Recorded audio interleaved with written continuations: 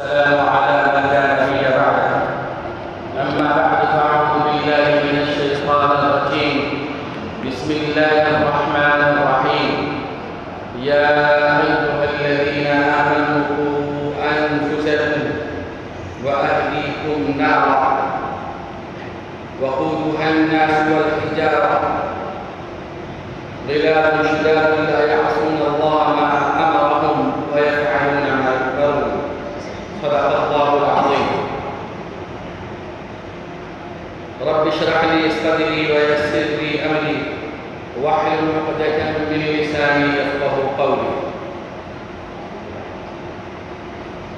بہار شریف کے انتہائی قابل قدر بزرگان، دور دراز سے تشریف لائے ہوئے حضرات علماء کرام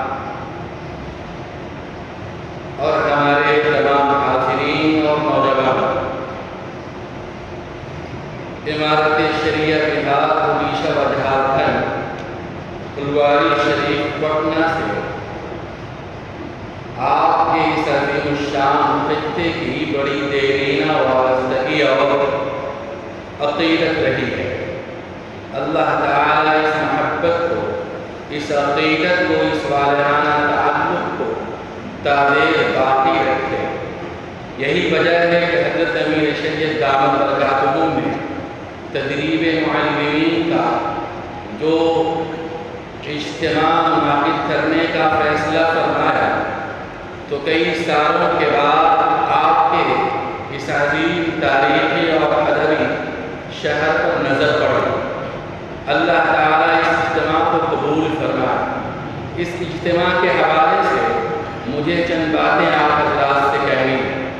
پہلی بات یہ کہ ملک ہندوستان کے اندر جو بھی صورتحال پیدا ہے، جو کچھ بھی ہو رہا ہے، جو سیاسی منظرنامہ ہے، ملک کے اندر جو تصویریں بڑی تیزی سے بدل رہی ہیں، آج سے 15 سال پہلے کا ہندوستان اور آج کے ہندوستان میں جو نمایاں فرق ہے، ان کو ہر دل دردمند اور ہر فکر ارجمند رکھنے والا انسان بخوبی سمجھ سکتا ہے۔ آپ مسلمان ہیں، اللہ تعالیٰ نے عقل و دانش مندی اور فکر و آگہی کی عظیم دولت سے آپ کو نوازا ہے۔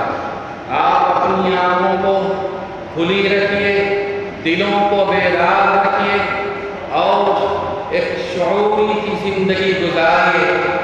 آپ کی آنکھوں کے سامنے ملک کی ساری حالتیں ہیں، حالتوں سے ملت اسلامیہ کو جو کچھ بھی فائدہ یا نقصان پہنچ رہا ہے، ملت جو کسر، جو بے چینی، جو اضطراب، جو پریشانی محسوس کر رہی ہے، اسے آپ حضرات بھی محسوس کر رہے ہوں گے۔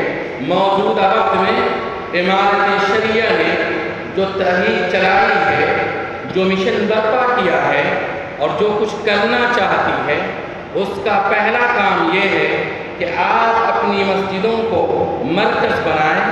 نبی کریم صلی اللہ علیہ وسلم کے زمانے میں مسجد کو جو مرکزیت حاصل تھی، مسجد کا جو کردار تھا، مسجد سے مسلمانوں کو، انسانیت کو جو فائدے پہنچ رہے تھے، ملت اسلامیہ سے عمارت شریعہ کی پرزور اپیل ہے کہ آپ اپنی مسجدوں کے اندر زندگی پیدا کریں۔ میں نے قرآن کریم کی آیت پڑھی ہے، یا ایھا الذین آمنوا قوا انفسکم واہلیکم نارا، اے ایمان والو اپنے آپ کو جہنم کی آگ سے بچاؤ اور اپنے اہل کو، اپنے گھرانے کو، اپنے خاندان کو جہنم کی آگ سے بچاؤ۔ یاد رکھیے، حالات جیسے بھی ہوں، اقتدار کے کرسی پر کوئی بھی موجود ہو اور حالات جیسے بھی ناگفتہ بھی ہو، ملت اسلامیہ ایک زندہ قوم ہے، ایک انقلابی امت ہے، ایک داعی امت ہے۔ نبی کریم صلی اللہ علیہ وسلم کے جو بھی نسخہ کیمیا اور انسانیت کے لیے فائدے کی جو بھی تحریکیں، انقلابات، وہ آپ کے ہاتھوں میں موجود ہیں۔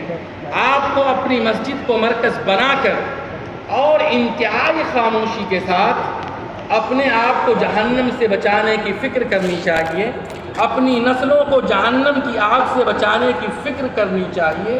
یاد رکھیے، اگر یہ دو بنیادی کام ہم نے کر لیے، ایک تو یہ کہ اپنی فکر کر لیں کہ اللہ تعالیٰ کی بھڑکائی ہوئی اور لگائی ہوئی جو جہنم کی آگ ہے اس سے ہم کیسے بچیں گے۔